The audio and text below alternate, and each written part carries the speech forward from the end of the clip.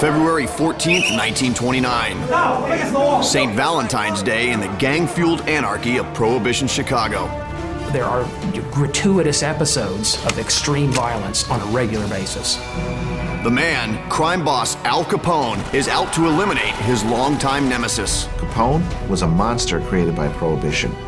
In a moment of unparalleled violence, 7 men are about to taste Capone's vengeance. With Capone, there's just only so much he'll take. Enough is enough.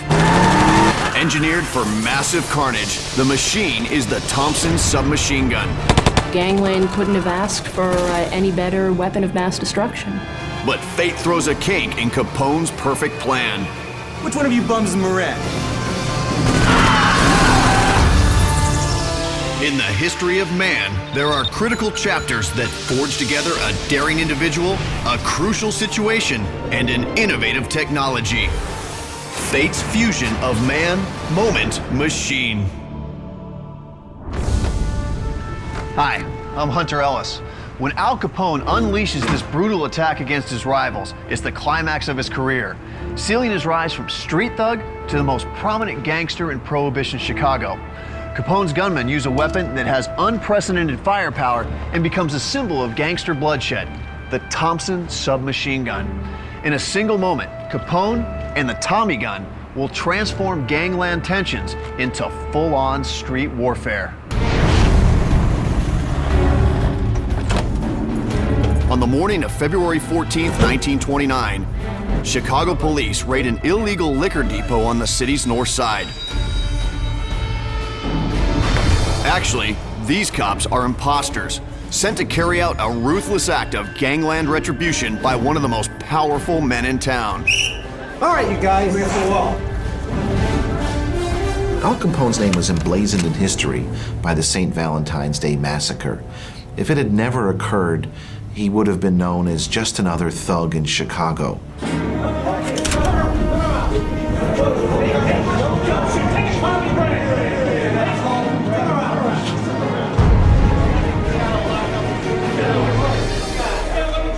Which one of you bums is Moret?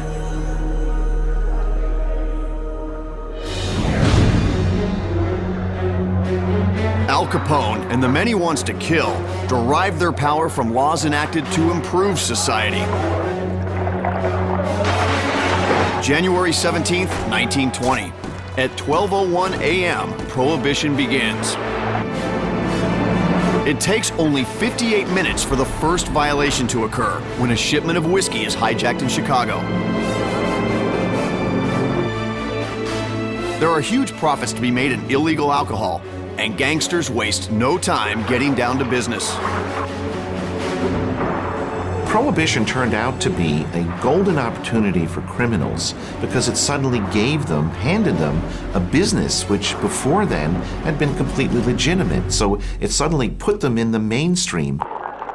Almost overnight, Chicago becomes a hotbed of bootleg liquor and beer. The city had already put their stamp of approval on not funding anything in relation to the Prohibition Act. They would not enforce it at all. So that meant it gave the gangsters a free hand to do whatever they wanted in the city. Police are paid to turn a blind eye to the bootlegging business. Citywide, government corruption runs deep. It was well known that a lot of the police officers were riding shotgun with liquor shipments coming in and out of Chicago. Chicago was very lawless land even before Prohibition. I mean, lots of corruption with police and officials, so you could pretty much do what you want, get what you want in Chicago. There are 2 main outfits in the Chicago bootlegging business. The north side is controlled by a brash 28-year-old Irishman named Dean O'Banion. The south side is the stronghold of gangland's senior statesman, Johnny Torrio. Most of the gangsters could rarely look beyond the next day or the next week, largely because the average age of the Chicago gangster when he died was 26 years old. Torrio was in his 40s when Prohibition began, comparatively old for a Chicago gangster. So he had more foresight than any of them did at the time. Second in command to Torrio is 21-year-old Al Capone. Capone was a very tough guy, large size for that era, especially about 5'11", and probably even as a young man, close to 200 pounds or a little bit more, and would have been very, very good with his fists. Smaller gangs operate the West Side and other neighborhoods. But Johnny Torrio imposes peace and cooperation among all the gangland factions. No, we gotta keep our noses. Johnny Torrio saw that the only way for prohibition to be of maximum profit to all the parties concerned was to unite. United, you profited. Divided, nobody won. But there is tension and unrest, especially on the north side of town. Dean O'Banion is angry with Torrio for failing to rein in rival incursions onto O'Banion's turf. That's it! Dean O'Banion, like a lot of the gang leaders in Chicago, was a fairly volatile individual. The sort of guy where there was no backing up. If you stepped on his toe, he would punch you in the face. If you punched him in the face, he would shoot you. May 19th, 1924.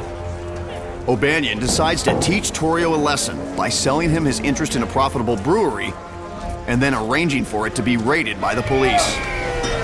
All right, hands against the wall. Come on. During the raid, police find over 100,000 gallons of illegal beer. Up against the wall. As a first-time offender, O'Banion gets off. He knew he would. But Torrio has a prior prohibition violation, which means jail time for him. It doesn't take long for Torrio to realize he's been betrayed by O'Banion. Once O'Banion sets Torrio up for this arrest and conviction, there's no going back at that point. I think Torrio recognizes that, look, you just cannot deal with a guy like this. John Torrio was no angel. He was very sort of diplomatic and forward-looking, but there just comes a point when you can't deal with people anymore. Torrio decides to remove the North Side leader, and he turns to his top lieutenant, Al Capone, to get the job done. I need you to take care of him, Al. Consider it done, boss. O'Banion will be easy to find at the flower shop he runs on the North Side.